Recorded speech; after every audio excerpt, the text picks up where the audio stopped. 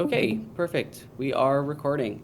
So we are now at our fourth reading of this, and we have discussed a few things. In the first reading, we kind of said about the thesis of this piece, which is what is repetition automatism, and Lacan is going to explain what repetition automatism is, how it functions through the story of the Purloined Letter by Edgar Allan Poe. So why do we have repetitive behaviors or unwanted thoughts and desires that repeatedly occur? The examples that I gave before were maybe you are getting into a pattern of bad relationships with people who are emotionally unavailable, and you're only doing that over and over again. Or what if you're checking to wash your hands 24/7 to, not have any germs, but you're not thinking about it, or checking the locks on your doors repeatedly. So Lacan is going to use the story of the Purloined Letter to kind of analyze these questions. That was kind of the first sort of second reading. The second reading focused heavily on what the story is in the Purloined Letter. And then lastly, we ended with a kind of a question about what one of the sentences meant. So we had to end a little early, think about it, and now we're coming back right after discussing the game of even and odd in the third reading. So here's where we are at. We are at the paragraph that starts with, it is evident. So we were struggling a little bit with the final sentence here. So let us read it. Cut a letter in small pieces, and it remains the letter it is. And this in a completely different sense than Gestalt theory would account for the dormant vitalism informing its notion of the whole. So we struggled with this last time, in part because when we said cut a letter in small pieces, some of us were confused with maybe what a letter means in this context. Lacan, of course, is potentially maybe being a bit elusive here by saying it could be a letter as in something from the alphabet or a letter as in the Purloined Letter. I think regardless, it doesn't matter too much. So let me open up my notes really fast to see what I wrote down. So what I wrote down that if a letter is broken into small pieces, such as a letter from the alphabet or the letter in the Purloined Letter, the fragments still retain the identity of the letter in a symbolic sense. So the way that I am reading this is that in the story of the Purloined Letter, where everyone's trying to steal this letter and to hide this letter because it has some secret that the queen does not want to get out. So people are weaponizing this letter. I think what he's saying is that no matter where the letter is hidden, or if you take a letter maybe from the alphabet and cut it into smaller pieces, it still retains the identity of the letter itself. From my reading, Gestalt theory kind of posits that the whole is greater than the sum of its parts. I think what Lacan is saying here is a little bit of the opposite for what the context of the letter is. It says this is completely different than Gestalt theory. And I think it's different here because what he's trying to show is that the letter can be anywhere, or this signifier without a signified can be anywhere in the symbolic chain, and it can move around constantly, but that doesn't necessarily make it, the whole being more than the sum of its parts, but rather, even though it may be fragmented, it still retains its unity because everything is connected via the symbolic chain. So as we discussed, we know what a cat is because we know what a dog is, right? A cat is not a dog, a cat is not a tree, so on and so forth.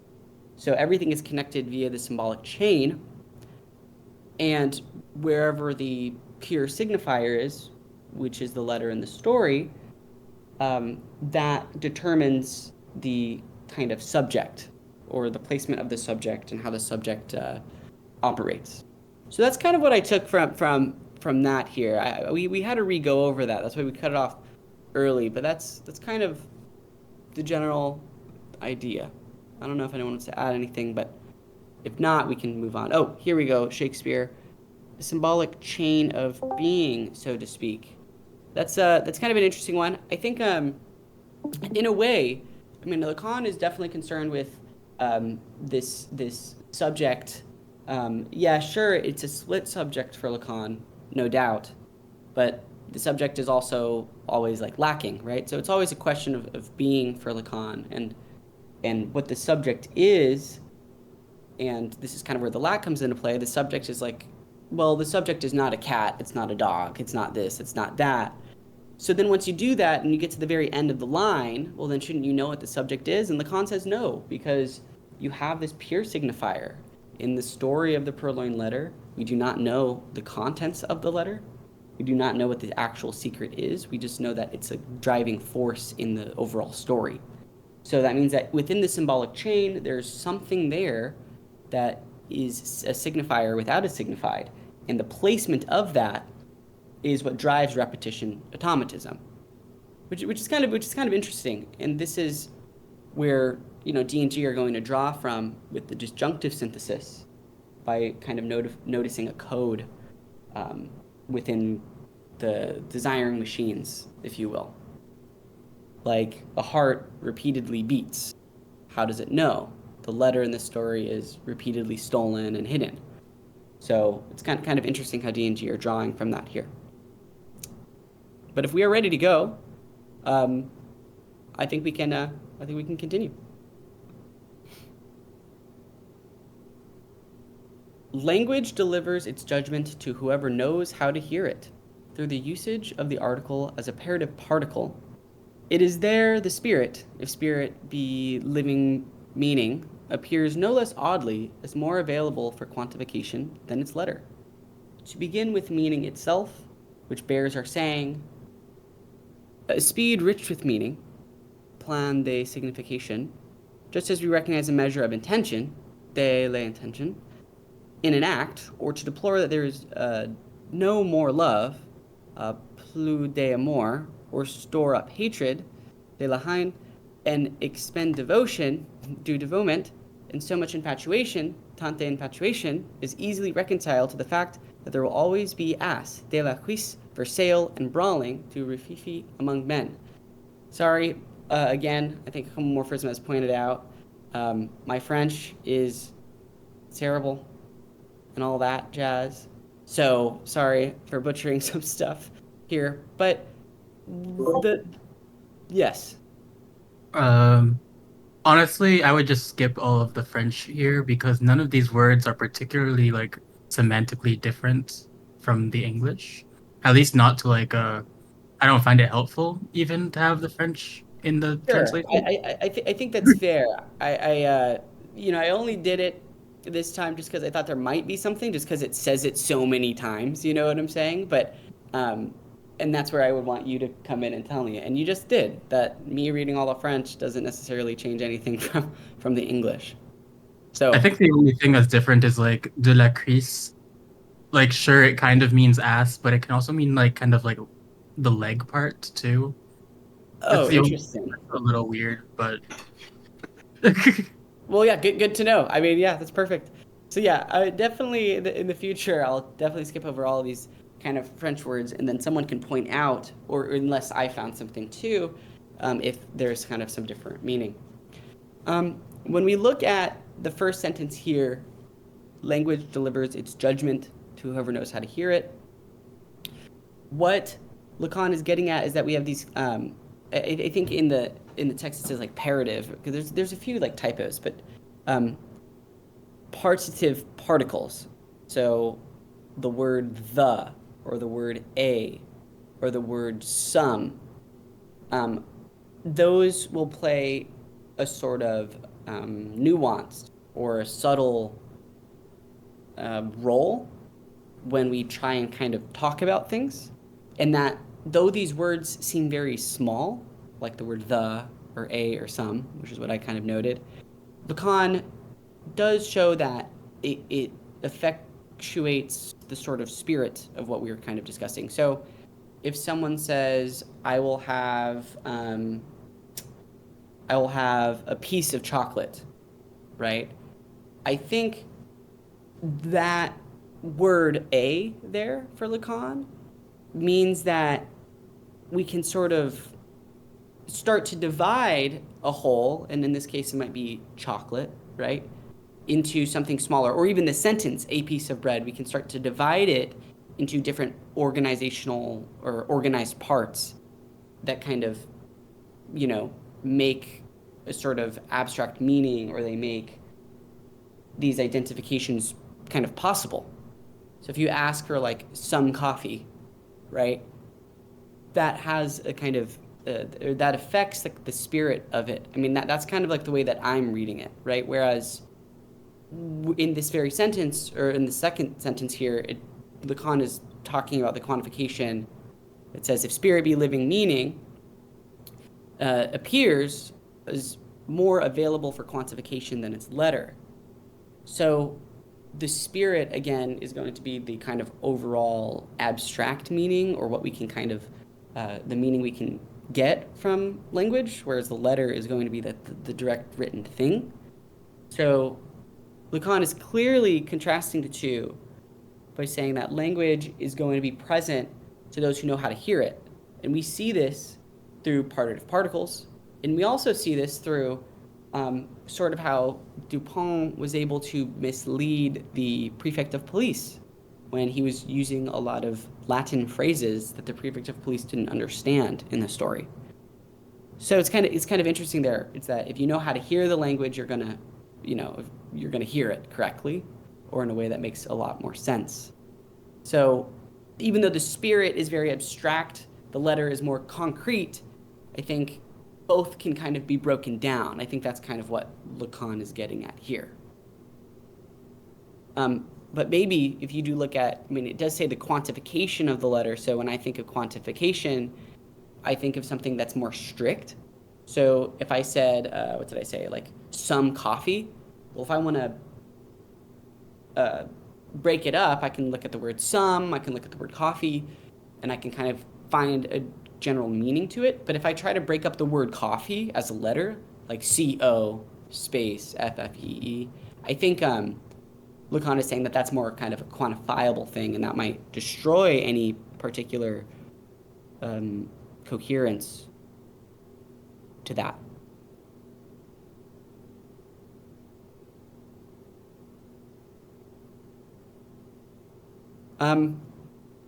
And then towards the end here, or at least all of the sentences with like French in them, Lacan is very much showing how language, and he says to begin with meaning itself, it's a speech rich with meaning, and how he's showing here that we can recognize intention within an act, maybe love, hatred, devotion, etc. All of these things means that language has this ability to express incredibly deep meanings beyond a mere letter.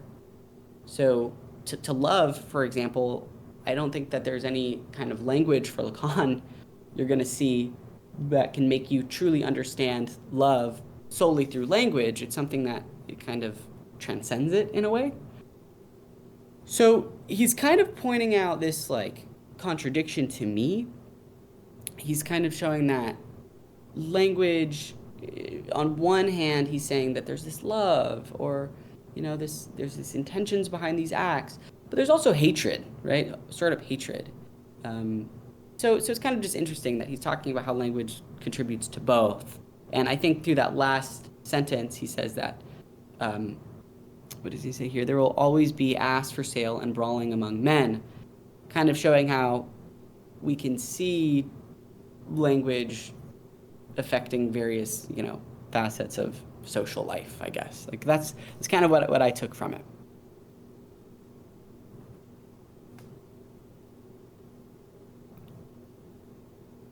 Anyone else? Let's see. Tangential question here from Shakespeare. What would happen if you had language that did not use the verb to be within regular speech? We're saying your house in a language like Hebrew, when written out, cannot be discerned as either masculine or feminine you. I'm not sure. Like, honestly, like, I only, like, for me, like, I only speak English. I, like, took some, like, Chinese classes, like, in college, but I'm not at all fluent, just kind of the intro level stuff. So, yeah, I'm not sure. But I do think that there's probably, like, I mean, there's going to be like particles to some extent. I think like that's what matters. I mean, the way in which we are able to discuss like how much of something you might want. I'll have a slice of pizza or I'll have some coffee, right? So you're going to have those. But yeah, I mean, you're asking a great question. I just wish, what do you call it? I was a polyglot or something like that. Polyglot? Okay. So for me, I think the partitive particle is important here. And I do find this kind of spirit versus the letter also being important to me. So that's kind of what I am highlighting here. Okay. If we're ready here, we can continue.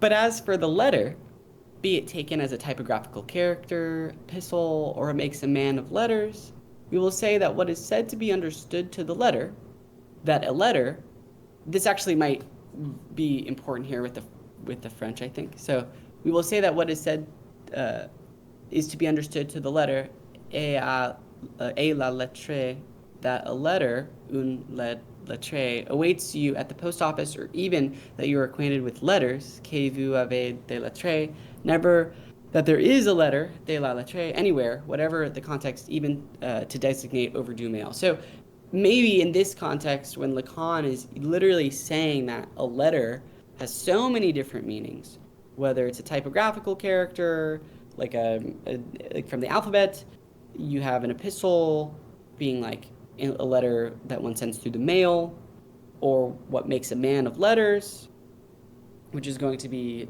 I think of like professors and stuff, people who have a lot of, I don't know, intellect, I guess, or a lot of, they specialize in many areas or whatever. It just shows how the word letter itself can take on various meanings. I mean, it's interesting that, Poe's Purloined Letter, I mean, we're always dealing with this letter, and that a letter itself can take on many different meanings. That's why I think French in this context, where he's kind of differentiating between letter having multiple meanings, is kind of important.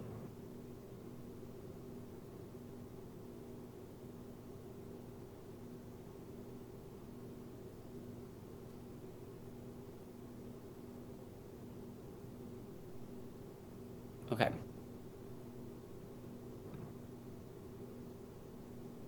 Let's continue. For the signifier is a unit in its very uniqueness, being by nature symbol only of an absence, which is why we cannot say of the Purloined Letter that, like other objects, it must be or not be in a particular place, but that unlike them, it will be and not be where it is, wherever it goes. I'm going to also read the next paragraph here. Let us, in fact, look more closely at what happens to the police. We are spared nothing concerning the procedures used in searching the area, submitting to their investigation, from the division of that space into compartments from which the slightest bulk could not escape detection, to needles probing upholstery, and in the impossibility of sounding wood with a tap, to a microscope exposing the waste of any drilling at the surface of its hollow. Indeed, the infinitesimal gaping of the slightest abyss. As the network tightens to the point that, not satisfied with shaking the pages of the books, the police take to counting them, do we not see space itself shed its leaves like a letter? I really just love both Poe's and Lacan's explanation of the prefix of police and the police searching for this letter. I just think it's a really cool writing, especially from Poe. It's just really engaging and fun. So we start with that first sentence there. For the signifier is a unit in its very uniqueness, being by nature symbol only of an absence. So remember, with all of this, we're dealing with absence to some extent with Lacan. So when we mention the word coffee or pizza or something, it may very well act as a placeholder. So I don't have pizza in front of me, but I can talk about pizza, and there you go. My cat is not currently here, but I can talk about it. So the word itself, or the signifier, has this ability, or that's kind of, that defines itself as serving as a sort of placeholder for something that might not be physically present. And then when he moves on to talk about, which is why we cannot say of the Purloined Letter. What he's saying is that, unlike an object, like a cat, where a cat can be on the mat, right, or a cat can be in its bed, the letter in Poe's story is particularly unique because it's not a question of the physical location necessarily, but rather it's placed within the symbolic order. So I think what Lacan is getting at here is that we are focused on the way in which the letter is able to be circulated. Like, sure, the letter can be hidden in plain sight, but I think what Lacan is saying here is that that differs from everything else, because I can talk about a cat being on a mat, right? But that when I talk about a cat being on a mat, the importance is not necessarily for the letter. The importance is not tied to its physical location as much as a cat being on a mat is. So I think that we are focused more on how this letter is being circulated. We clearly don't know the contents of the letter. Throughout the story, we don't necessarily know its hiding places till like the very end, you know? So what's important that keeps the story going is how the letter is being exchanged, how it's being hidden and concealed and stolen and whatnot. So I think that's kind of where Lacan is getting at with how he ties that to the symbolic chain and how a pure signifier within the symbolic chain, it's not necessarily, you know, the physical location, but it's kind of role. But I think that those two things personally kind of coincide, though. Like, I don't know. I mean, it's like clearly the letters placed in the symbolic chain is important, but I think Lacan is focusing on like how it effectuates the rest of, you know, the signs within the symbolic order. I mean, I don't know if anyone interprets it differently, but that's kind of the way that I read that.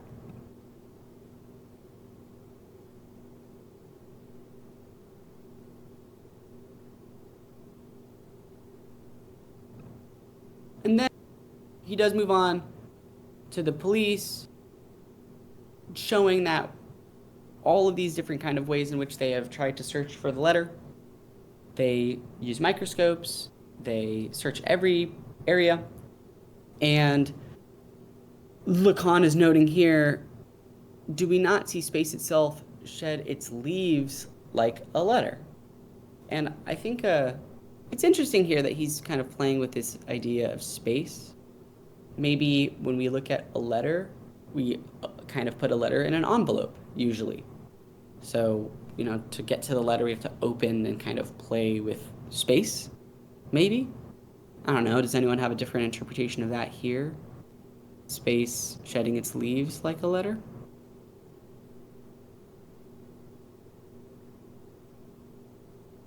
Look.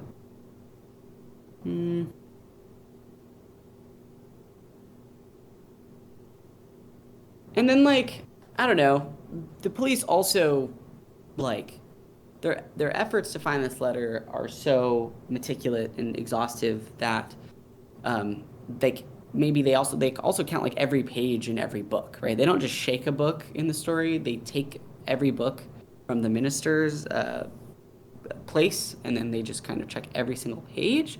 They're very much unraveling space and through pages, right? It's like a very it's kind of like literal in a way, and it's also, I think, a bit rhetorical when and maybe even metaphorical when you talk about space shedding itself, like that of a letter.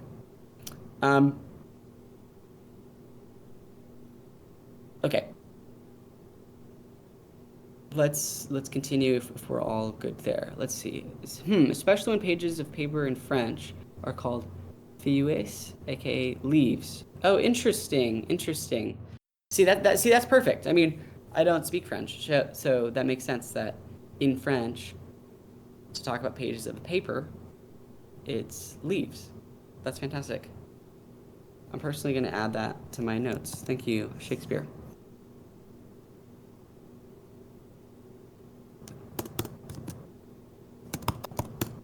Okay, let's continue. But the detectives have so immutable a notion of the real that they fail to notice that their search tends to transform it into its object, a trait by which they would be able to distinguish that object from all others. To continue, this would no doubt be too much to ask them, not because of their lack of insight, but rather because of ours, for their imbecility is neither of the individual nor the corporative variety. Its source is subjective. It is the realist's imbecility, which does not pause to observe that nothing, however deep in the bowels of the earth a hand may seek to ensconce it, will ever be hidden there, since another hand can always retrieve it. And that what is hidden is never but what is missing from its place, as the call slip puts it when speaking of a volume loose in the library. And even if the book be on an adjacent shelf or in the next slot, it would be hidden there, however visibly it may appear, for it can literally be said that something is missing from its place only of what can change it, the symbolic. For the real, whatever upheaval we subject it to, is always in its place. It carries it glued to its heel, ignorant of what might exile it from it. So there's really a ton going on here. Let's see. Where do we want to start? So I guess we could start with like the first part with the detectives. It looks like they have such a limited focus or perspective. I mean, Lacan kind of hints at them being imbeciles in a way, but it's actually saying like maybe not, maybe it's actually the reader's lack of insight or whatnot. But the reality is these investigators are kind of doing everything normal, right? This is how one would normally search for something, to search every space and area very thoroughly. However, this is still a very rigid understanding of how to search for something, and that when we kind of look at this letter as occupying a physical space, maybe the police or the detectives or whatever are forgetting that there's a big symbolic dimension at play here. Now we have turned or transformed the letter into its object or the real's object. So when the police here are focusing on a lot of the physical traits, to me, like, I don't know how we could think of a letter. I think like in this story, it's described as part of its color, how wrinkled it is, right? Its shape or whatever. And they use that to try and differentiate the letter from other objects. However, that results, like I said, in them missing the symbolic dimension. Now, when Lacan says this would no doubt be too much to ask of the police, he's definitely criticizing the methods used by the police, but he's also showing that the reader is falling to a very similar trap as well. I'm not necessarily sure what exactly that trap is. I mean, I'm thinking that the trap is that when you are reading the Purloined Letter, you're also like, the police literally searched every area. So maybe it's not there. At least like that was kind of me when I first read the Purloined Letter. I kind of got tricked into thinking that the police did maybe a thorough job just because of how it was explained. So I'm curious if that is it. Yeah, August, they're following police search procedure. And let's see. Individual, its source is subjective. Yeah, so when they're talking about the imbecility of the police, they're not saying that there's an individual officer that is necessarily stupid, or the entity of the police generally as something stupid. I think that Lacan is just focusing that all of this has to deal with something very subjective. How are subjects conditioned to approach reality? How are we all taught what a thorough search is? So he's not necessarily blaming or placing blame on any particular individual or entity in the story, but rather just showing how we normatively understand, police searches. I mean, I don't know if anyone agrees or disagrees there. And then And then he continues to talk about the realist's imbecility. And, you know, at first when I was reading, it was like, what does realist mean here? And then I figured it's just the very simple thing. I mean, just because it said he said real before, like, you know, an object of the real. I was curious if there was something deeper, but I don't think so. I think that he's just talking about when people approach the world in a very kind of conventional manner or a very rigid manner. So I think when he says it, he's saying that the realist's imbecility um, fail to understand that nothing is ever fully hidden. Right? The prefect of police goes to Dupin and the narrator in the story and kind of says, I can't find it. We have searched everywhere. But Lacan says that, you know, however deep in the bowels of the earth a hand may seek to ensconce it. I mean, he's literally saying that no matter what, nothing is truly hidden because while a single hand can try and conceal something, the other hand can get it back or retrieve it. So he's kind of, you know, using an interesting expression there to show that nothing is ever lost, but rather missing from its place. And I think with this, when the prefix says that it's kind of lost or it's gone, they don't know where it is, it's just missing from its place. That's kind of what I have here. And Lacan compares this to a book in the library and how if a book is misplaced in a library, like placed in a wrong section, the book isn't necessarily lost, right? It might be in a shelf above or adjacent to it, right? That's what he says. Um, it could, you know, a book appears hidden though, even if it is completely visible, right? I mean, he says, even if the book be on an adjacent shelf or in the next slot, it would be hidden there, even though it's literally right in front of you.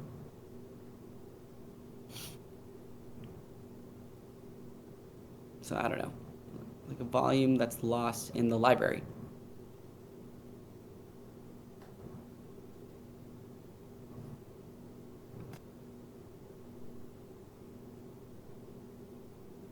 Okay. And feel free to, you know, say anything if I'm completely messing this up or if you have any comments, just please feel free to speak. But if not, we can continue.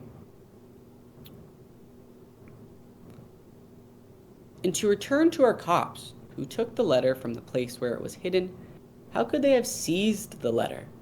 And what they turned between their fingers, what did they hold, but what did not answer to their description? A letter, a litter in Joyce's circle. They played on the homophony, am I saying that right? Of the two words in English. Nor does the seeming bit of refuse the police are now handling reveal its other nature for being but half torn. A different seal on a scamp of another color, the mark of a different handwriting, and the superscription are here the most inviolable modes of concealment, and if they stop at the reverse side of the letter, on which, as is known, the recipient's address was written in that period, it is because the letter has for them no other side but its reverse. Okay. A letter, a litter. Look how closely these two words are related, yet how different they are. I have to remember, we're gonna start from the beginning of this paragraph, but I did take some notes about like the references that Lacan is making. So when Lacan says, let's see, let me trying to find where I took a note quickly on Joyce here. There it is.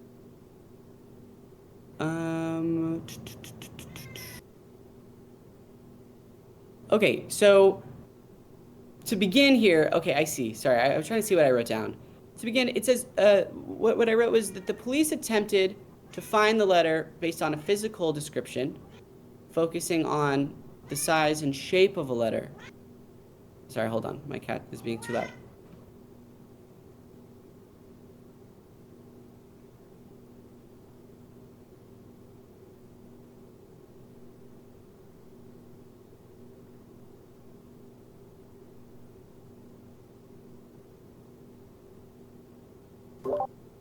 Sorry, my cat Carl.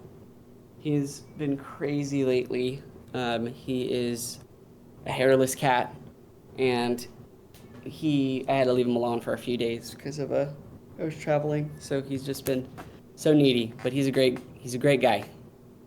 Great guy. Okay, so we return to the cops here now. It looks like, Lacan is beginning with a rhetorical question that how how is it possible that they could have actually found the letter given that they did not maybe recognize the dimension of the symbolic order, the dimensions of the symbolic order? So by solely focusing on like a physical description, like we noted before, like how wrinkled the pages were or the shape or whatever, um, Lacan obviously has been pointing out that it's more than just the physical characteristics or attributes of the letter. Now, Lacan here, and I just found it, that the reference is to the Irish novelist James Joyce. And I think it's called homophony, I think. Um, well, whatever. I think that just shows the way in which the words letter and litter sound very similar in English, but have completely different meanings. So what Lacan is kind of doing here is he's saying that instead of maybe saying or thinking about the object as a letter, could the police be maybe mistaking it for litter or something like that? I mean, I don't. I'm trying to think of like of what Lacan is saying here in terms of like litter itself, like I kind of think of like waste. If you crumple up a piece of paper and throw it, like that's just litter. So I don't know. Maybe there's something more there that I'm not kind of picking up on. I don't know.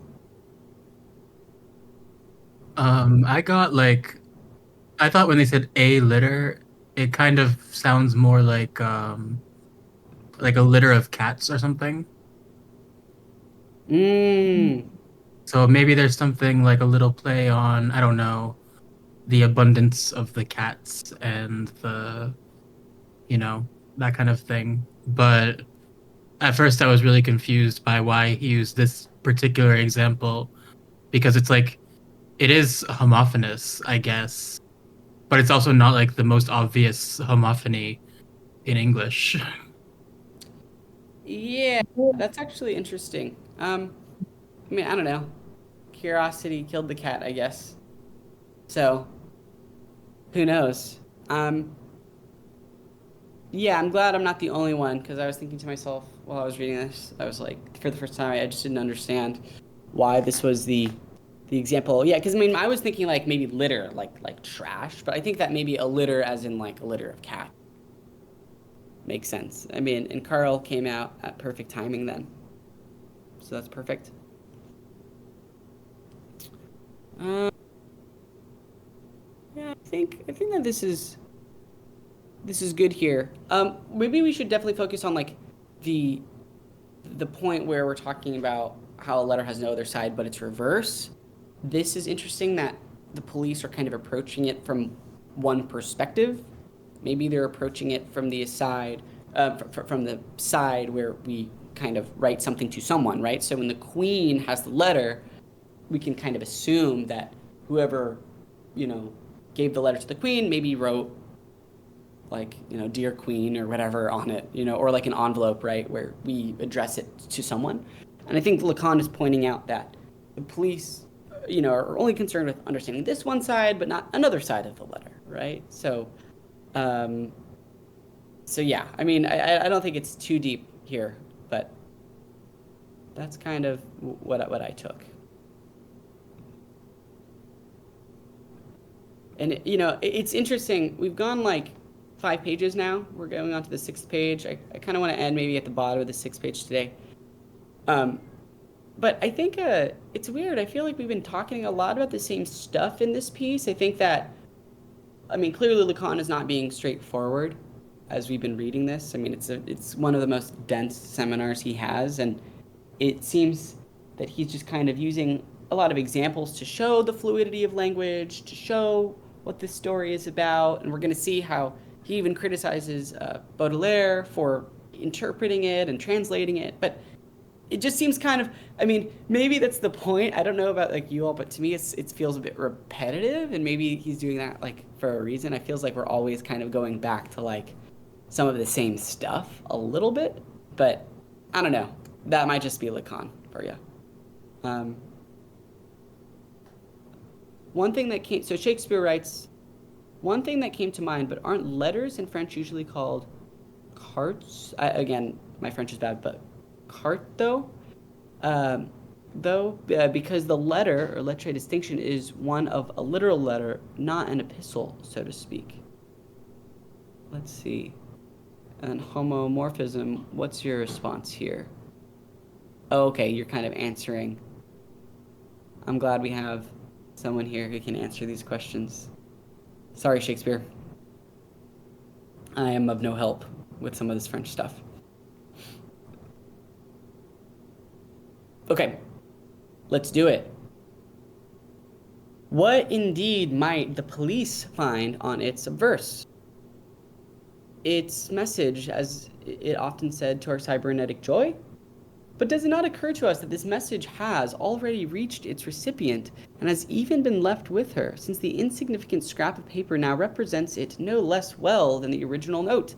If we could admit that a letter has completed its destiny after fulfilling its function, the ceremony of returning letters would be a less common, close to the extinction of the fires of love's feast. The signifier is not functional, and the mobilization of the elegant society whose frolics we are following would as well have no meaning if the letter itself were content with having one, for it would hardly be an adequate means of keeping it secret to inform a squad of cops of its existence. Okay, we got kind of a lot going on here. Lacan begins by asking this question that he's going to kind of answer. It's like, what indeed might the police find then? Are they going to find its message? So I think what he's saying is that if the police are to find the letter, then in a way, the police would understand what the message or the contents are. So at least the way that I read it a little bit was that, because it says cybernetic joy here, and I think about at least like for when Lacan is writing, cybernetics might have like a little bit of a different meaning than it does today, probably, I would assume, within the literature bases. However, when I think about it at that time, I'm thinking of just like how quickly communication occurs, or how quickly information is disseminated or transmitted. So part of me feels that if the police were to find the letter, now we know that the letter is no longer a private thing, because the Queen wants to keep it hidden. Now if the police find it, everyone now knows, because it's not going to have that same level of secrecy. So part of me feels like that's why he said its message. Is it our cybernetic joy? Is it now something we can start sharing very quickly? Now we have a lot of information. And I think he gets this a little bit more with the next sentence. It says, where he says that the message has already reached its recipient and has even been left with her. So I think it's that when a letter is sent but not received. So like if I'm sending a letter to homomorphism, right? I think that the message is being transmitted already, even if homomorphism hasn't received said letter. So I think even though the police are searching for the letter, even if the Queen never fully even reads it, the message was written and it's in circulation. The message is out there now. So it says, I think that's the way that I read that there. And then Lacan gives kind of like a little bit of a cheesy example here with the ceremony of returning letters. So clearly once a message has been transmitted, but also communicated to someone else, it's kind of served its purpose, right? So I think he's going to be using this example of returning letters or like love letters. So when you see, not everyone used to have a phone, right? Or maybe we can actually use the phone as a good example here. I think it could work. It's that when there's a romantic relationship between two people, they're clearly going to send some like love letters to each other. So, the question is, what if you want to end a relationship? I think what Lacan is saying is that you can return that letter. So let's say I am in love with someone and I write them a letter and they send my letter back to me. It's like, okay, I got the message. You no longer love me, right? I think Lacan is saying here is that if we could admit that the letter has completed its destiny, the ceremony of returning letters would be less common. Now, it's very interesting here to me, though, and this is kind of where I wrote a little question in my notes. It's like, what if, in this case, like, if Lacan says that, hey, once the message has been received, like, you don't need to send it back. Like, clearly, if the love of my life, if I send them a letter and they don't reply, I kind of like know what's up, right? Like the message has been received because, that's, or if they try to send my letter back to me, that message is already being sent. I don't know. I don't think that this is the best example that Lacan is giving. I think it does make more sense with like read receipts in a way, like on our phones. Like if you're texting someone and they read it and don't get back to you, it's like they don't need to get back to you. Like they already did. It has been shown, right? So I guess I don't know. I think that, I don't know. My mind immediately goes to like, well, what if the letter was lost in the mail, right? Like stuff like that. So maybe I'm being a little facetious there. Oh, here we go. August. Thank you for your comment. August writes, I think here, cybernetic theory of the time held that language and other ways of transmitting information were an essentially perfect translation of information. Interesting. So a cybernetic dream would be a perfect displacement of information, a perfect communication, which was discussed in the Derrida reading group. So interesting. If you say it's like a perfect way of so you're saying it's a perfect communication here, and maybe that's why Lacan is being a little bit, I don't know. That's why he's kind of asking it rhetorically in a way, right?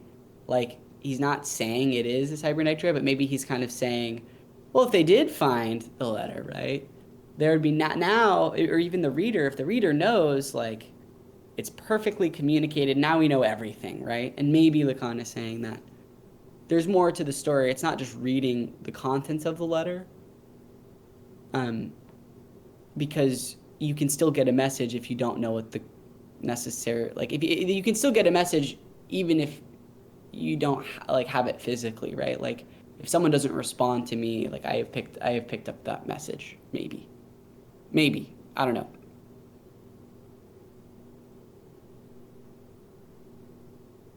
Okay, and in the sentence, the signifier is not functional. I think Lacan is being very pointed here, which sometimes he rarely does throughout this piece. So I do think that it is definitely important. Remember, when we're dealing with the signifier, we're not looking at something that's performing anything, doing anything, acting in any way. It just sort of occupies a position or a place.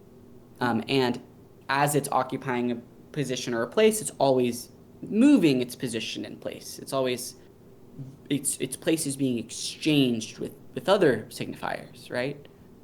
So the message is already in transit. And this is why the story of the Purloined Letter, this is kind of the bread and butter about why Lacan is using it. It's that throughout this story, it doesn't matter necessarily where the letter is, just the fact that the letter is moving through hands.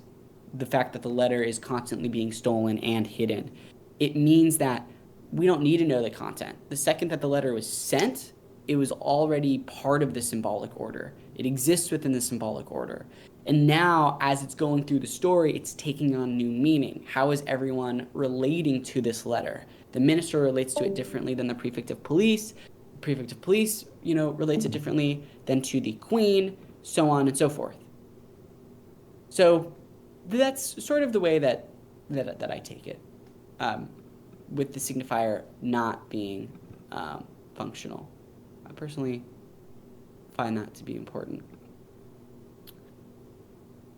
I think we're kind of good there. If no one has any kind of comments here. Yeah, because we kind of already answered the stuff above here. Okay, let's do it. I'm going to read the next few paragraphs here. We might even admit that the letter has an entirely different, if no more urgent, meaning for the queen from the one understood by the minister. The sequence of events would not be noticeably affected, not even if it were strictly incomprehensible to an uninformed reader. For it is certainly not so for everybody, since, as the prefect pompously assures us to everyone's derision, the disclosure of the document to a third person who shall be nameless, that name which leaps to the eye like a pig's tail twixt the teeth of old Ubu, would bring in question the honor of a personage of most exalted station, indeed, that the honor and peace of the illustrious personage are so jeopardized. In that ease, it is not only the meaning, but the text of the message which would be dangerous to place in circulation, and all the more so to the extent that it might appear harmless, since the risks of an indiscretion unintentionally committed by one of the letter's holders would thus be increased. Okay, I want to definitely pause here for a moment. I think we definitely answered some of this already. We kind of showed that the letter is different for everybody, such as it being, from the queen's perspective versus the minister's perspective.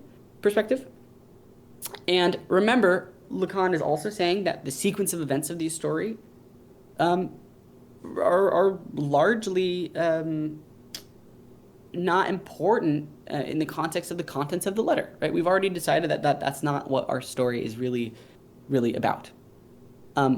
So even to a reader, and I think that was interesting that he mentions that, an uninformed reader. So like even to this type of reader, look, the letter can contain an unintelligible language, a drawing, whatever it may be. The narrative still makes sense. The story still makes sense because that's just the way it is. We're dealing with the form, not the content. Okay, and then this stuff about Ubu, I think, and whatnot.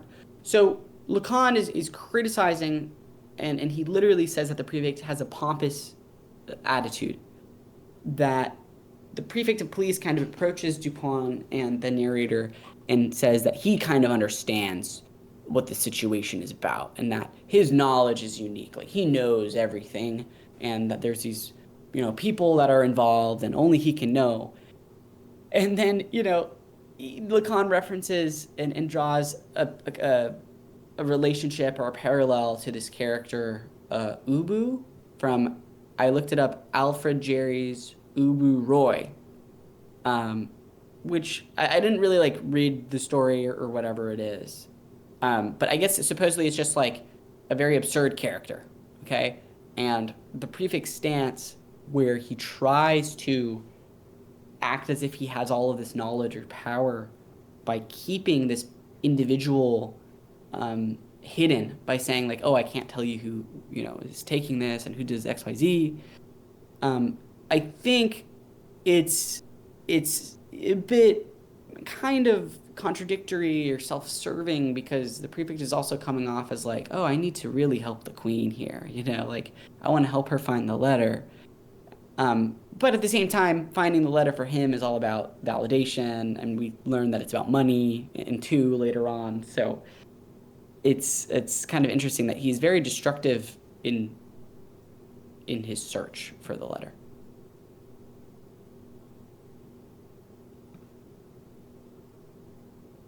And then the last stuff here, this kind of like last sentence that I read, I got a bit confused. But what I take from it is that it looks like there might be two aspects that Lacan is showing are dangerous. The clearly the contents, but also the physical existence of the letter.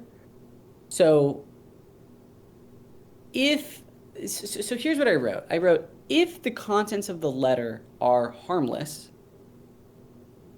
then whoever has the letter might not treat it with importance. That's kind of just what I wrote. And I don't know why I wrote that. It's maybe contradictory or paradoxical. I wrote these notes like a while ago because we had holidays and everything just now, but I'm not sure. Maybe let's see. I wrote that there's a high likelihood that the letter will be revealed, but I'm not exactly sure why I wrote this.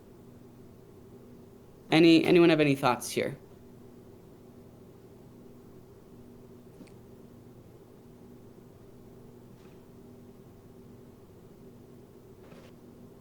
Well, let me just go over it one more time. Let's do it. So in that case, it is not only the meaning, but the text of the message which it would be dangerous to place in circulation, and all the more so to the extent that it might appear harmless, since the risks of an indiscretion unintentionally committed by one of the letter's holders would thus be increased. So I guess it does appear, or I guess it does mean that, oh, okay, yes, I'm remembering what I wrote now. So it looks like the letter is clearly important to the queen, but if the contents of it are not that important, it's paradoxically extremely important because whoever has the letter might not treat the letter with care. Well, at the same time, if the contents of the letter are extremely damning, well, then that also has a high likelihood of whoever kind of occupies the letter. So it's like you're kind of damned if you do, damned if you don't here. Whereas the letter could say something extremely, problematic for the queen, or it might not say anything problematic, but or very, very little kind of problematic, or not super problematic. And that's, in both situations, that's terrible for the queen. So let's see. Yeah, I definitely want to kind of note that here. Yeah, here. An indiscretion unintentionally committed by one of the letter's holders would thus seem to be increased. Okay, if we're ready, we can move on. Okay. Nothing then can redeem the police's position, and nothing would be changed by improving their culture. Scripta manent. In vain would they learn from a deluxe edition humanism the proverbial lesson which Verba Volant concludes. May it but please heaven that writings remain, as is rather the case with spoken words, for the indelible debt of the latter impregnates our acts with its transferences. Really quick, I'm going to enter the other room. One sec.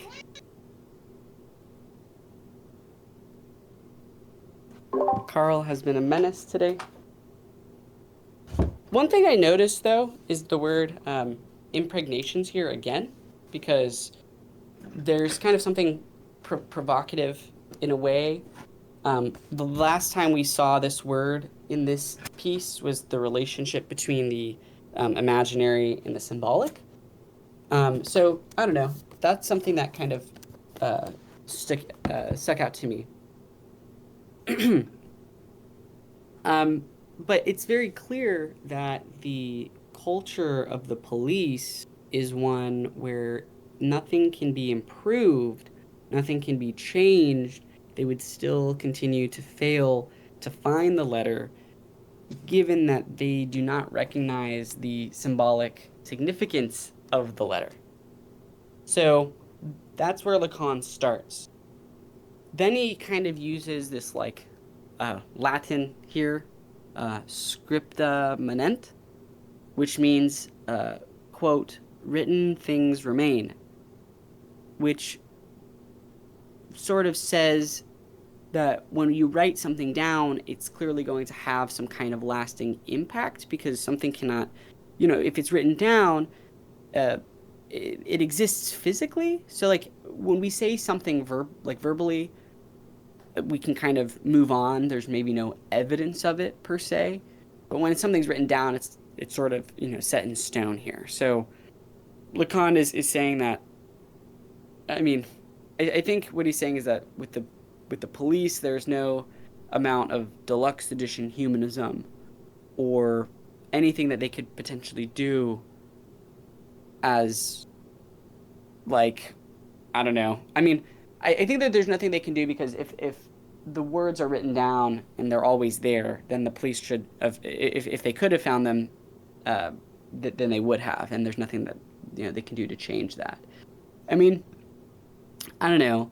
Does anyone like have any other understanding of this? Like, I feel like it's saying more, but I'm not sure.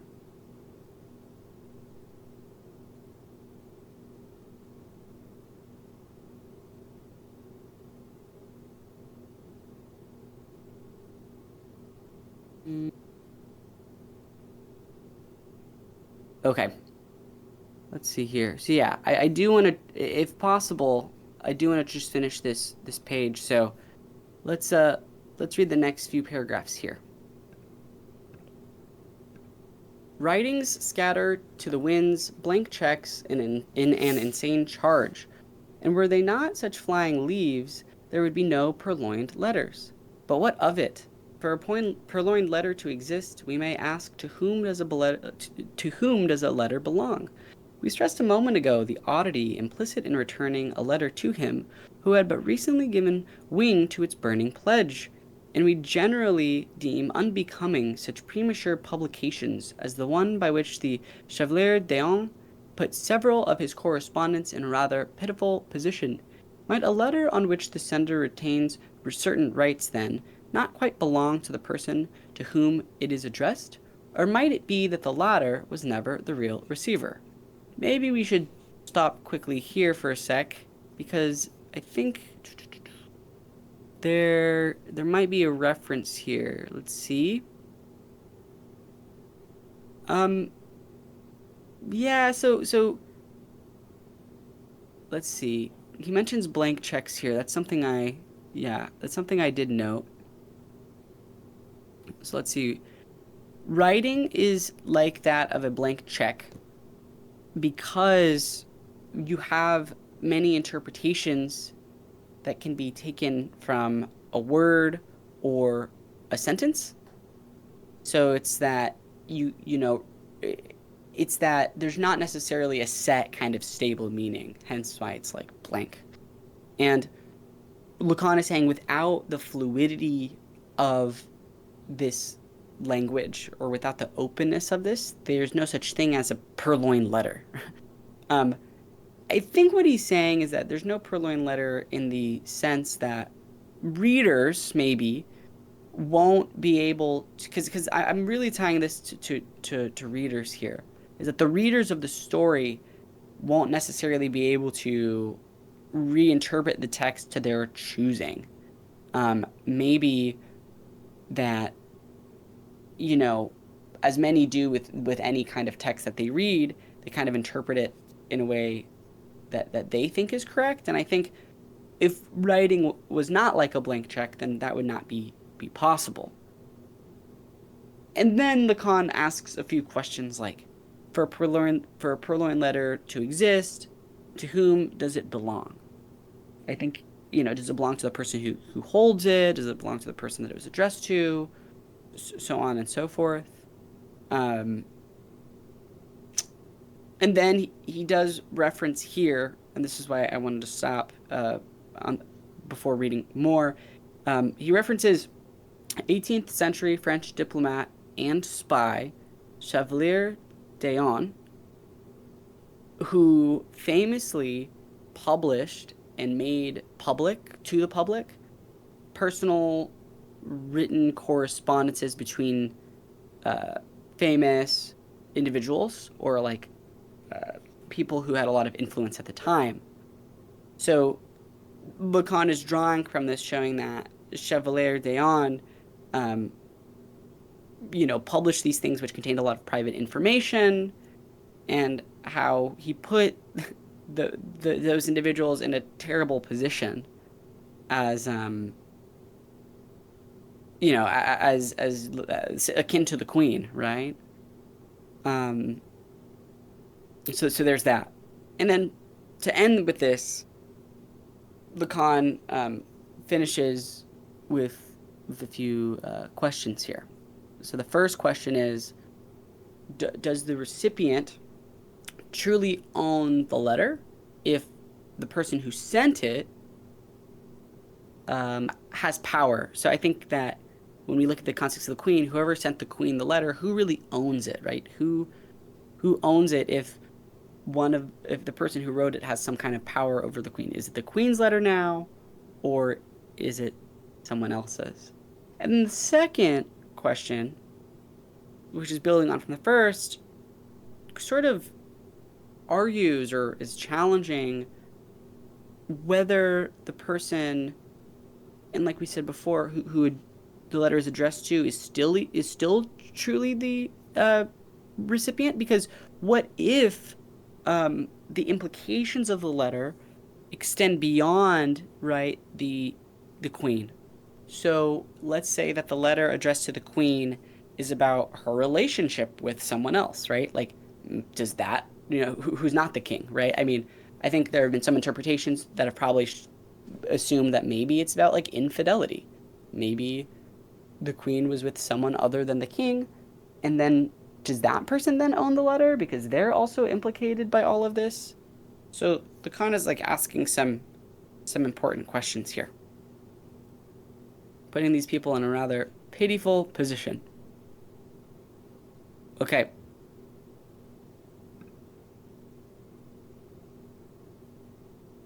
If we're good there, we should be able to continue. I'm gonna plug in my laptop really fast.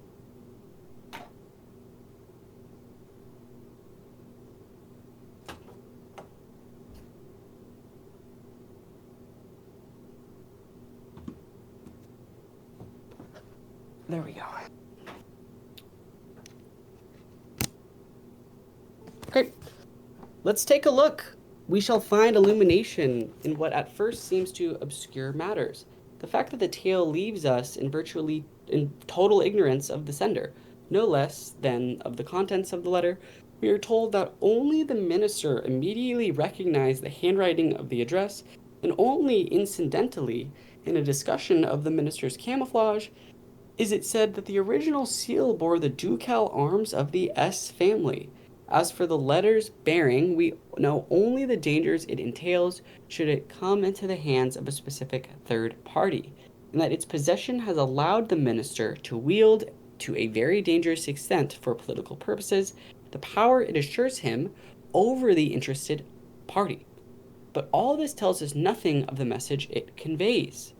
Love letter or conspiratorial letter, letter of betrayal or letter of mission, letter of summons or letter of distress, we are assured of but one thing: the queen muse not bring it to the knowledge of her lord and master.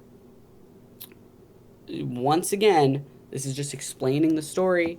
We know that the minister did recognize the handwriting of the address.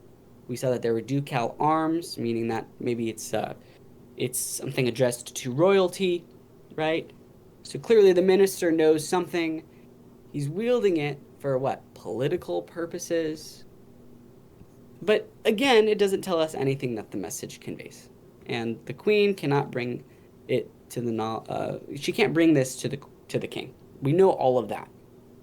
Now, these terms, far from bearing the nuance of discredit they have in bourgeois comedy, take on a certain prominence through allusion to her sovereign, to whom she is bound by pledge of faith, undoubtedly so, since her role as spouse does not relieve her of her duties as subject, but rather elevates her to the guardianship of what royalty, according to law, incarnates of power, and which is called legitimacy. So, I think Lacan, in one of the earlier readings we did, talked about how this story is like a vaudeville. It's almost vaudeville, I think, what we said. How it almost comes off as just so ridiculous, that there's this letter um, that's being, taken and stolen and everything. But what makes it not vaudeville, what makes it not a bourgeois comedy, is the fact that there is this kind of element of royalty at work. There is this element that the queen as a spouse, the queen as a ruler, um, she does not relieve her none of this, right? Like even the fact that she is a spouse to the king, she still is a ruler, right? I mean, she still has all of these duties that she has to follow and all of these obligations, and that is what legitimizes um, the sort of kingdom, right? Or whatever royalty that they have. Oh, ducal arms means that it was sent by a duke. Interesting. I thought it was like, oh, maybe I was thinking like maybe like decal, maybe August. I'm not sure. But then that brings a whole new element here. Um, so I'll definitely highlight that there. So yeah, that's good stuff. So yeah, we know August, just like as you're pointing out, whether you know, the only person that knew it was the minister. The minister knew the handwriting. They're weaponizing this for political purposes. It all comes off as kind of a joke, but the fact of the matter is, um, the queen has to preserve the legitimacy of the sort of kingdom. I think, yeah, I think that's what I got from this. Okay. And again, I just kind of want to get to the last. I want to get just on to start on page 7. So sorry everyone, just bear with me. It's not going to be as long today. We're almost done. From then on, to whatever vicissitudes the queen may choose to subject the letter, it remains that the letter is the symbol of a pact, and that even should the recipient not assume the pact, the existence of the letter situates her in a symbolic chain foreign to the one which constitutes her faith. This incompatibility is proven by the fact that the possession of the letter is impossible to bring forward publicly as legitimate, and that in order to have possession respected, the queen can invoke but her right to privacy, whose privilege is based on the honor that possession violates. Okay, so towards the end there, we are seeing something that's a little contradictory. Um, Now, we start here by showing that regardless of what the queen does with the letter, right? She could throw it away, destroy it. I mean, she lost it. The letter is, a symbol in this story, obviously. So when Lacan describes it as, quote, a symbol of a pact, he's clearly showing that there is this pact between herself and the king. I think that potentially you can see a pact between herself and the constituents or the people that she rules over. And that it is kind of clear that whatever content there is maybe in the letter, especially the fact that she can't tell the king, right? That sort of shows that maybe there's something that is contesting her allegiance or her respect towards the king or, her position, something along those lines. Then Lacan moves on to describe how the possession of the letter cannot be brought forward as something legitimate. So I think what he's saying here is that the queen obviously fears this letter being given to the public, and that it is just obvious that she now has entered a kind of I don't want to say a different symbolic chain, but in a way, Lacan is sort of saying that she has now branched out somewhere else, and that it's just kind of interesting I don't know. I don't want to say that it's a different symbolic chain, but in a way it kind of is. I mean, because if she's normally occupying a certain position and following and abiding by certain norms and customs and rules, then it's just interesting that she has now, the second she violated her oath or her duty or obligation, she is now extended into kind of a different chain in a way. So I don't want to say a different symbolic chain because at the level of signification, it's all sort of interconnected, but it does say here, the existence of the letter situates her in a symbolic chain foreign to the one which constitutes her faith. So yeah, I guess the symbolic chain is foreign, but not completely separated. I just want to be careful from saying it's a completely different symbolic chain. One thing that I do think is interesting, though, is that the queen, the only thing that she can really do is she can invoke her right to privacy. Like, look, it's honorable to have people's information maintained private. However, she bases that on the honor of the person um, that has already violated that honor or their own honor because she's relying on someone who stole the letter to respect her right to privacy. But it's kind of ironic considering that they already disrespected her right to privacy in the first place. Okay, I think if everyone's good there, we can continue. For she who incarnates the figure of grace and sovereignty cannot welcome even a private communication without power being concerned, and she cannot avail herself of secrecy in relation to the sovereign without becoming clandestine.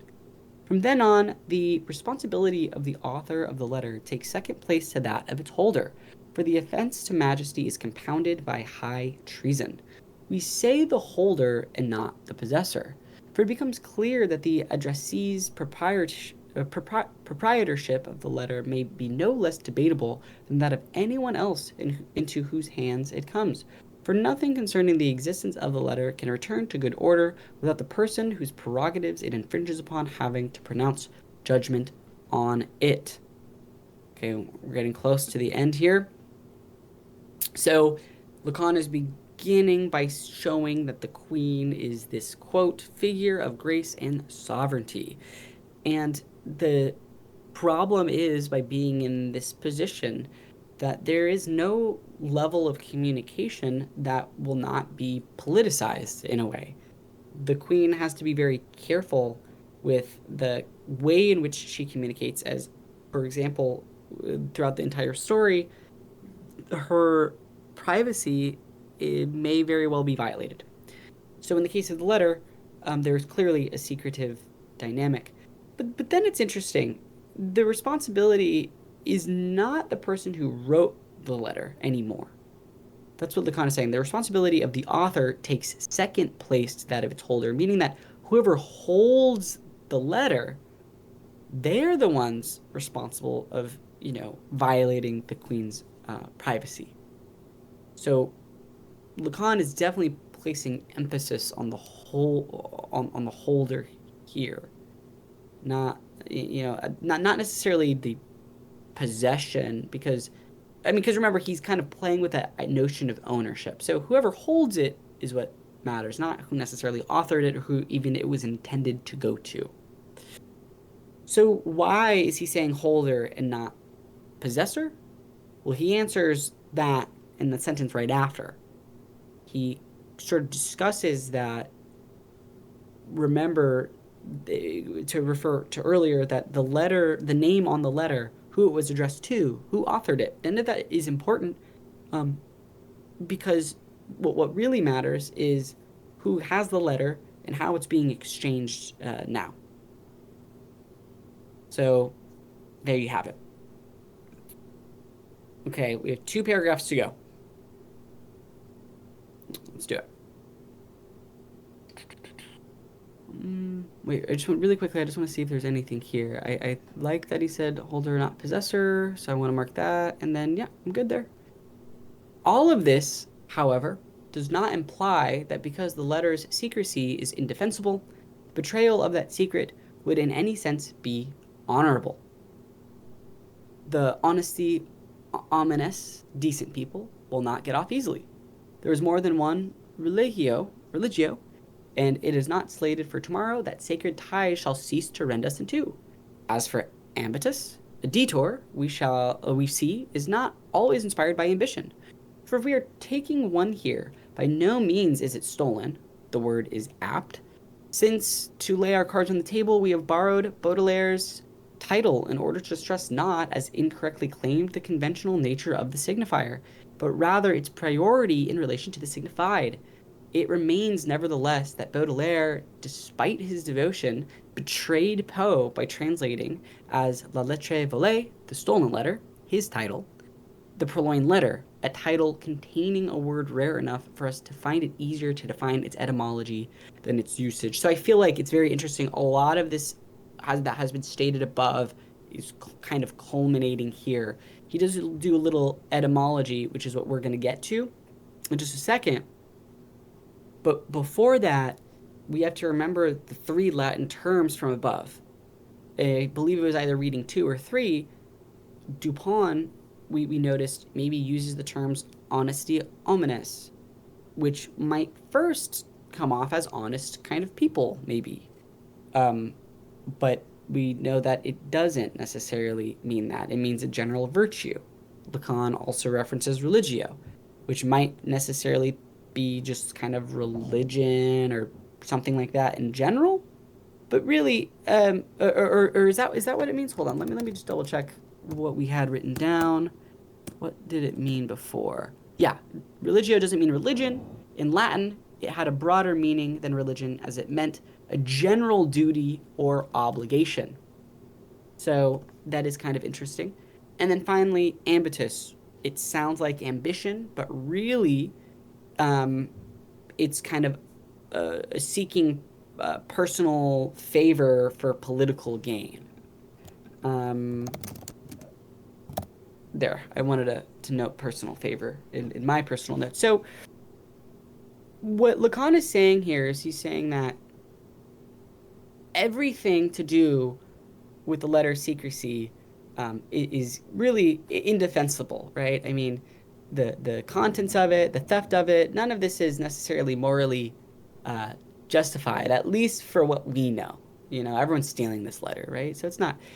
And Lacan's use of these terms does carry a bit of irony, as what he's saying is no one in this story is able to quote unquote get off easily in the context of escape this mess that everyone is in and everyone is a part of.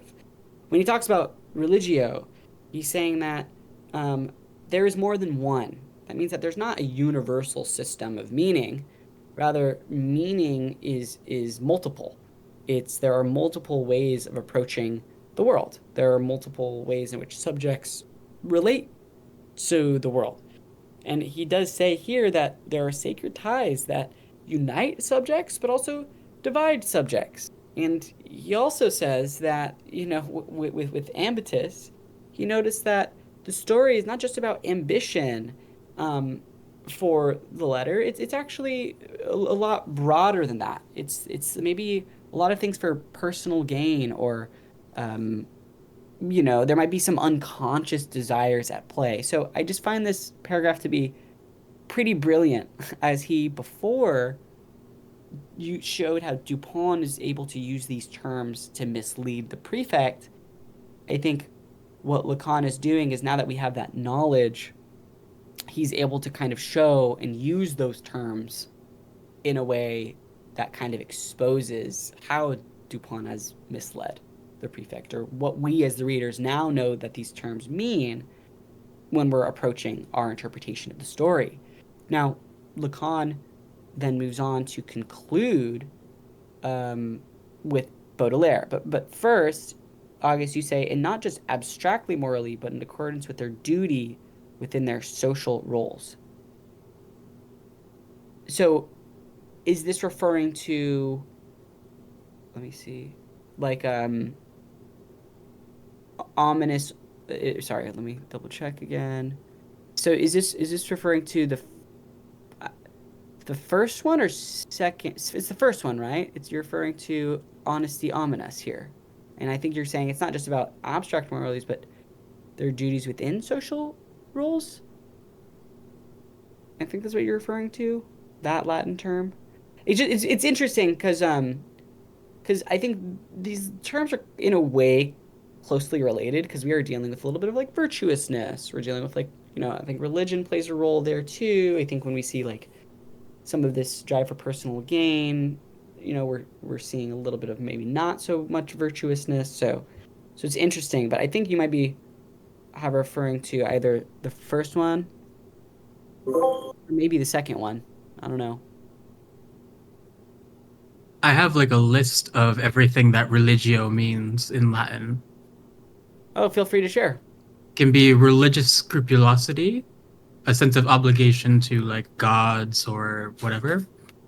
Could be conscientiousness, could be awe and anxiety, could be sanctity, um, like avoiding taboos or whatever you want. It could be reverence to the gods. Could be a ton of things, but they're all vaguely related to moral obligation, however you want to define that. Interesting. No, I like it. And I mean, do you think that what Lacan is doing here is showing that because language is fluid, because these meanings are always changing and in a state of flux, it means that, I mean, he says that it is not for tomorrow that sacred ties shall cease to rend us in two. I mean, it seems that he's saying that we're always split in a way. Like the subject is always split due to like this level of understanding of obligation or something. I mean, is that what you take from it?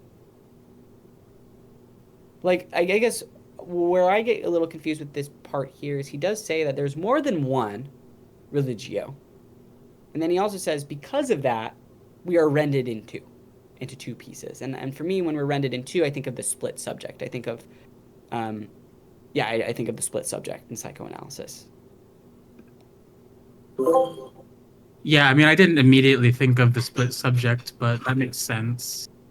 Um, we're kind of rendered in two. Like that definition includes a lot of things about like sacred ties to like the gods and what obligations you have in terms of your obligations to the gods, I guess.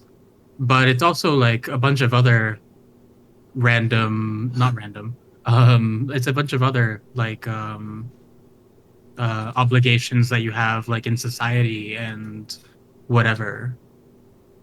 Um, I would have liked it if Lacan didn't make so much reference to the gods and made more towards just society. But I think that might be for other reasons than he has in the text here. Hmm. Okay. No, interesting. Yeah, I'm glad you're bringing up like that idea of like obligations to the gods. I mean, there's also, in a way, that's also kind of there's a split there too, right? Like, like the something beyond, right? Like that Platonist. I mean, I don't know that Platonist unattainable form in a way, or like yeah, and like how that kind of splits too. I mean, I think that there's. I'm glad you brought that up. I think that there's many ways that we can talk about like how it rends us in two. I mean, I think that there's just a lot going on here, and I think it's very smart of him to have used these Latin terms as, again, in the way that Dupont did, but he's also showing us a different way of reading the story, and in a way that kind of does rend us into pieces. I mean, I remember I read the story for the first time. I feel like I read the Purloined Letter kind of superficially, right? Just like on face. And then after reading Lacan's interpretation of it, it's like I have another interpretation. So there's always maybe these two layers. Like you have like the letter and the spirit, you have like the written text, you reading it. Like there's always like something going on there. So yeah, I'm glad you brought that up. Um he concludes this little section and then we're almost done, but he concludes this section here, which is funny, by saying that he has borrowed Baudelaire's title right? And in a way that's stealing, like I think he's being a little funny there, while also simultaneously, um, criticizing uh, Baudelaire too. So we'll get to the criticism in a second, but he does have that like weird little sentence here that's like, we want to stress, um, not, as it is incorrectly claimed, the conventional nature of the signifier. So he's just kind of making some weird little point here that he disagrees with his conventional understanding of the signifier.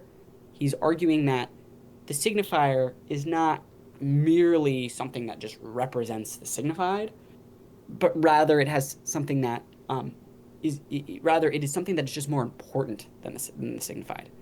And again, the letter is a signifier without a signified, so maybe there's something along those lines. But he just kind of stresses that importance, and then moves on to his criticism of Baudelaire.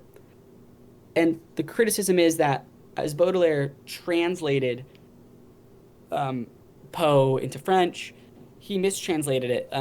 Initially, for Poe, it's written as the Purloined Letter, but Baudelaire translates it as the Stolen Letter. And, Lacan is showing that Poe's use of the word purloined is very unique because you don't really use purloined very often in your kind of day-to-day language. So when we're looking at the word purloined, we have to kind of look at it etymologically, right? Rather than understanding how it's used in everyday usage. Um, and in a way, it's also akin to the letter itself, right? Like we're focused on where the like how the letter is exchanging hands, how it's coming to be, in the same way that the word purloined is coming to be. Like how do we understand how it came to be, rather than its like actual physical strict presence. So it seems as though Baudelaire did mistranslate Poe, because in French it's the stolen letter, but in English it's the purloined letter.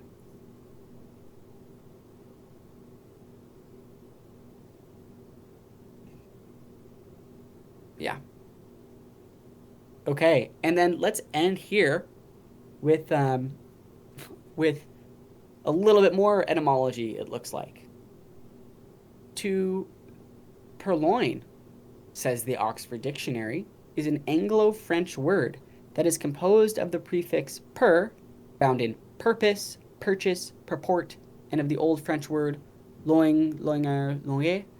We recognize in the first element the Latin pro, as opposed to ante, insofar as it presupposes a rear in front of which it is borne, possibly as its warrant, indeed even as its pledge, whereas ante goes forth to confront what it encounters.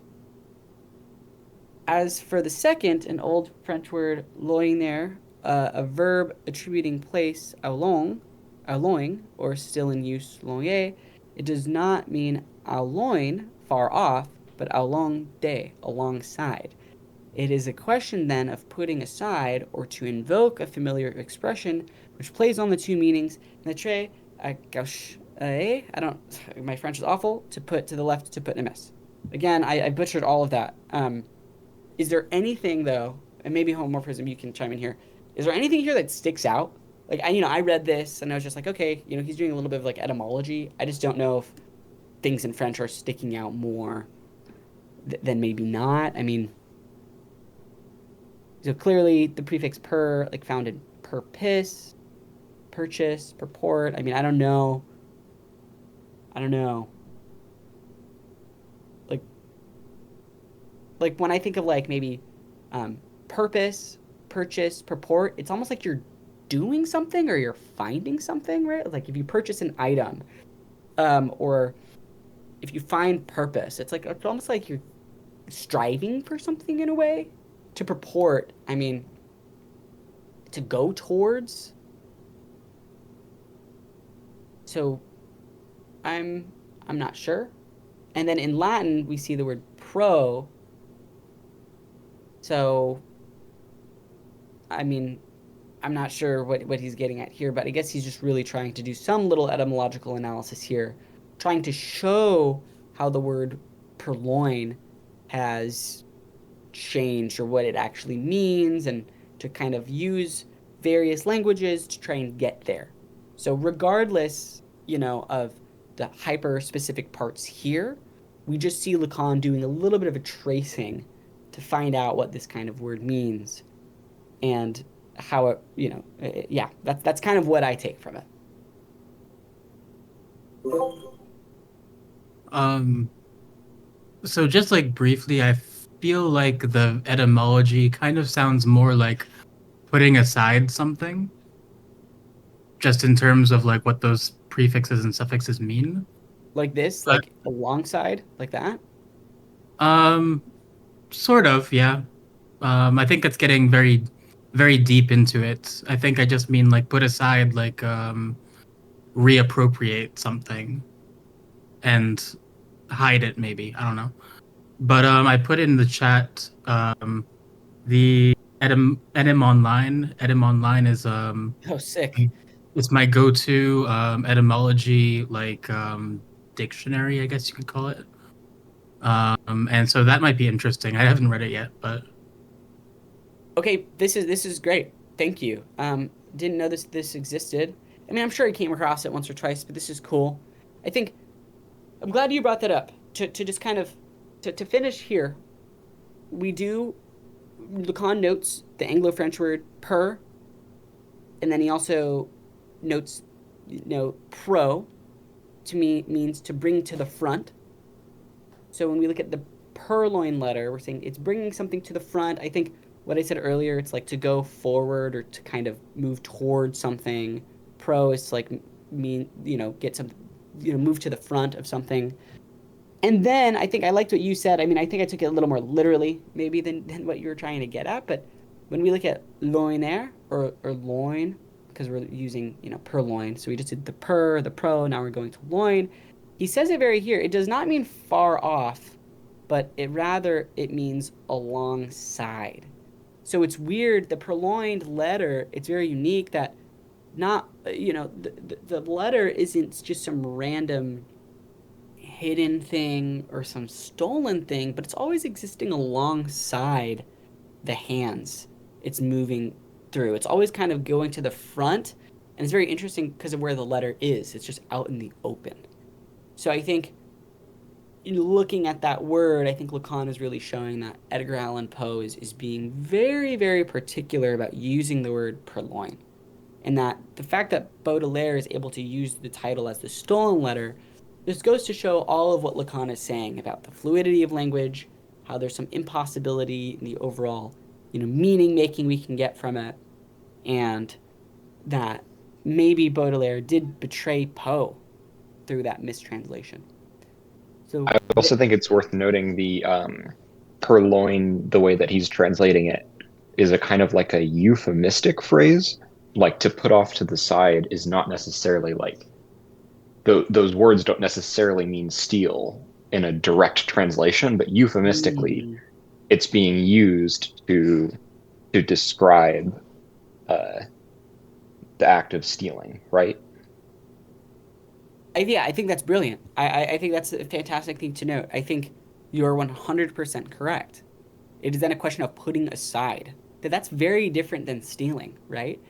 And in August, maybe that's why Lacan is getting at like who is the true owner.